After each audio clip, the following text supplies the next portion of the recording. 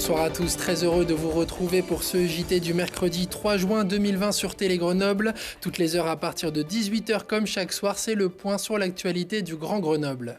La distribution des masques en tissu par la ville de Grenoble débutera le samedi 6 juin et se poursuivra les 7 et 8. Pour obtenir l'un de ces masques, il suffit de s'inscrire sur le site de la ville de Grenoble à la rubrique masque. Un créneau vous sera alors communiqué pour venir retirer votre masque lavable dans l'un des 14 points de distribution répartis sur la commune. Il vous sera également demandé des justificatifs, à savoir une pièce d'identité, un justificatif de domicile si l'adresse de la pièce d'identité est différente et finalement un justificatif du nombre de personnes du foyer pour celles et ceux qui ne vivent pas seuls. Elle aussi s'est fait attendre. L'application Stop Covid est disponible sur les plateformes de téléchargement depuis ce mardi. Ce matin, le secrétaire d'État chargé du numérique, Cédric O, annonçait que 600 000 personnes l'avaient déjà téléchargée. Une application dont la fonction principale est le traçage des malades du coronavirus, mais qui crée la controverse, notamment chez les défenseurs de la liberté individuelle comme Denis Fabre, président de la Ligue des droits de l'homme en Isère. Écoutez-le. En effet, contrairement à ce qui a été dit, l'anonymat n'est pas du tout préservé. Les données sont anonymisées, mais surtout pseudonymisées. Et comme par ailleurs, elles sont centralisées au niveau national sur un serveur, on peut avoir les plus grandes inquiétudes sur la sécurité du système. Enfin, il faut aussi se poser des questions sur la durée d'exploitation de ce dispositif, puisqu'il est proposé pour la durée de la pandémie, qui est évidemment une inconnue, et que la fin de la mise à un terme de l'exploitation est une autre décision qui n'est pas non plus fixée. Enfin, on peut se demander si d'autres utilisations ne viendront pas à l'esprit des autorités d'ici là et que donc ce système soit appelé effectivement à perdurer au fil du temps. C'est donc un danger réel de nous voir nous orienter encore un peu plus vers une société de surveillance et de contrôle que nous ne souhaitons pas. Alors, au-delà de l'inquiétude autour du non-respect de la vie privée, la LDH met également en cause l'efficacité technique de l'application, notamment si la barre des 60% d'utilisateurs n'est pas franchie.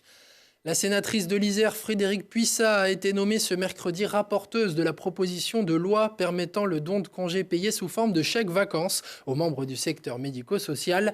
Dans le contexte de solidarité actuel, beaucoup de salariés du privé, mais également de la fonction publique, avaient émis la volonté de donner des jours pour les soignants. Un cadre légal s'impose donc et la proposition est la suivante. Les jours donnés feront l'objet d'une valorisation en argent qui sera redistribuée à tous les personnels des hôpitaux ou des EHPAD, aux infirmiers et infirmières libéraux ou non, aux accompagnateurs mais également aux agents d'entretien intervenant à l'hôpital. Le texte sera examiné en séance publique au Sénat le mardi 16 juin prochain.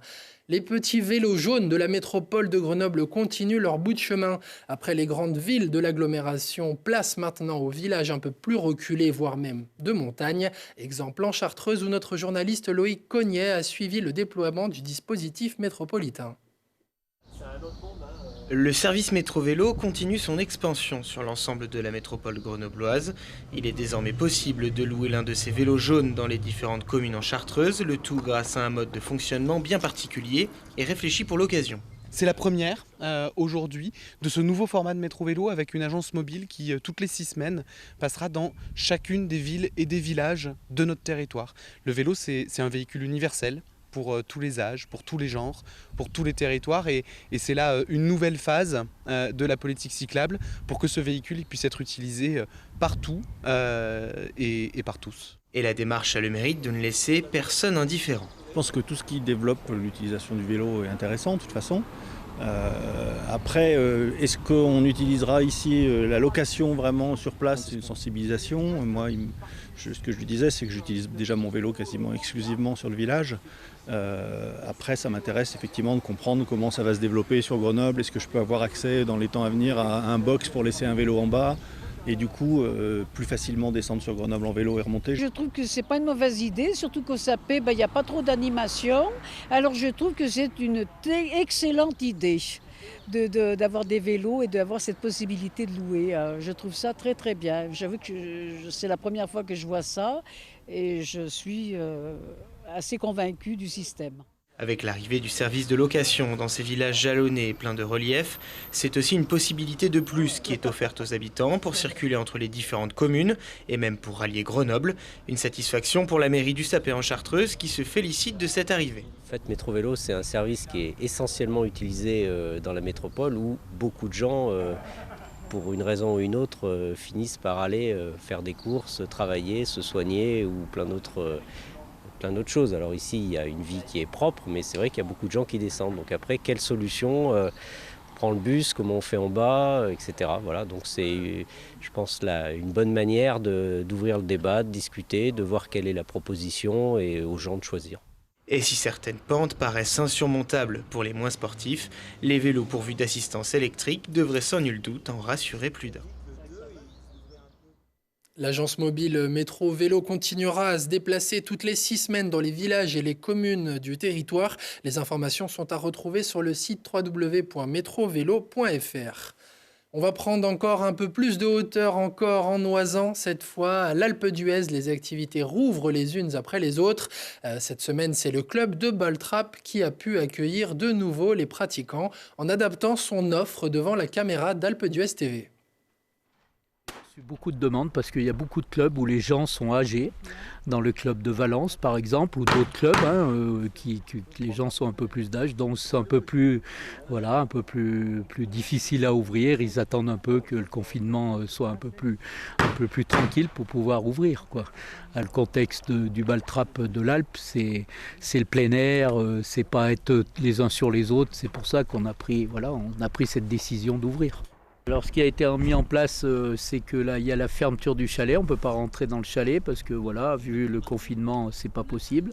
Et normalement sur le pâtir, on se croise et là on a fait un sens de circulation pour que les tireurs ne se croisent pas. Le début de saison on l'attaque plus tard, puis t'as moins de stands d'ouvert et c'est plus compliqué à se remettre bien dedans. Puis voilà, c'est le début quoi. Vous n'avez pas perdu la main, ça va ? Un petit peu moi, vu que je viens de commencer et faut que je m'habitue.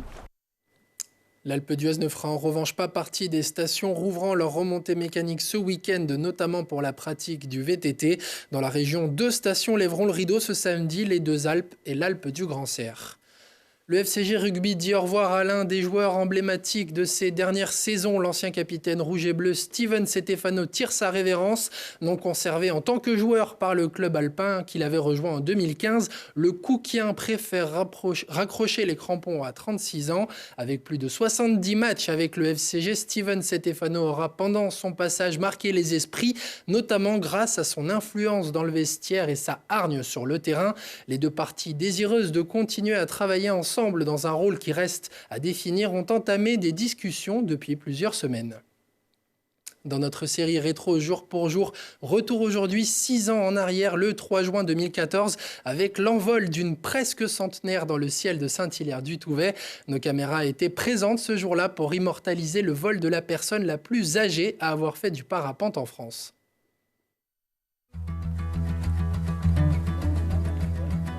Équipement complet, les derniers réglages, c'est bien la seule préoccupation de Sœur André, qui à 99 ans a juste hâte de s'élancer dans le vide. Moi j'ai pas peur, je suis venue déjà là une fois, alors j'ai pas peur. Non.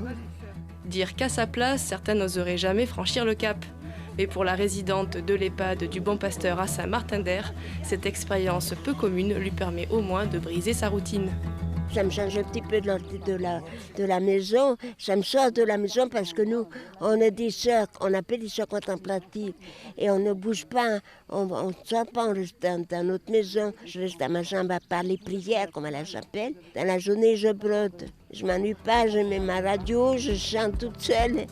Et aux côtés de la doyenne, des moniteurs de l'école de parapente Herbule, le personnel de la maison de retraite et 4 autres résidents de plus de 75 ans. Histoire de montrer que tout le monde peut se mettre au parapente. quand on est âgé, on a encore la possibilité de vivre des expériences fortes, de se faire plaisir, de cueillir les roses de la vie. Il n'y a pas d'âge pour accéder à ces plaisirs-là de la montagne. Et ce qui est intéressant aussi, c'est de pouvoir partager cette expérience avec les familles, avec les membres du personnel qui sont là pour accompagner les personnes dans cette journée un peu exceptionnelle quand même.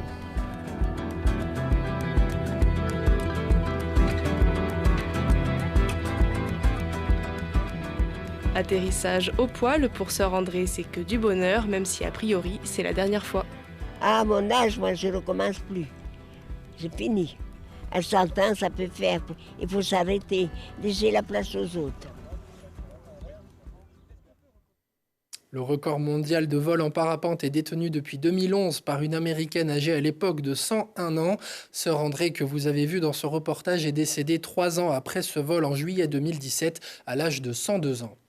Merci de votre attention. Votre prochain rendez-vous avec l'actualité, c'est dans 1 heure ou en replay sur télégrenoble.net. Une image avant de se quitter, des feux d'artifice aperçus dans la nuit de mardi peu après minuit sur les grands boulevards grenoblois.